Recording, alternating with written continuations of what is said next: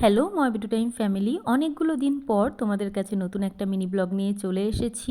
আমি গান শুনতে শুনতে রান্না করতে খুব ভালোবাসি, আর আমার ছেলে গান শুনলেই এই যে ওর সাথে নাচ করতে হয়। তাই রান্নার ফাঁকেই বাবিনের এই আবদারটা আমি প্রায় প্রতিদিনই পূরণ করে ফেলি। তোর কাকা পচা। ছেলের কাকাই যতই দূরে থাকুক, কাকাকে নিয়ে মোটে কোনো মন্দ কথা বলা যাবে না। বাবিনকে স্নান করানোর পর বাবিন এখন পাশের বাড়ির দাদাকে দেখে খুব খুশি হয়ে গেছে। বিকেলবেলায় পাশের ফ্ল্যাটের ইন্দ্রাক্ষীদি বাবিনের ছোট্ট বান্ধবীকে নিয়ে এসেছিল আমাদের বাড়িতে। নমো নমো। উলু উলু উলু উলু। সেদিন আমাদের চারজনের আড্ডাটা পুরো জমে গেছিল। রাতের বেলা বাবিন কিছুতেই ঘুমাবে না, তাই কাতুকুতু দিয়ে ওকে ঘুম পাড়ানোর চেষ্টা করা হচ্ছে। আর এতদিন আমি তোমাদের সাথে কেন মিনি ব্লগ শেয়ার করিনি সেটা নেক্সট মিনি ব্লগে শেয়ার করব।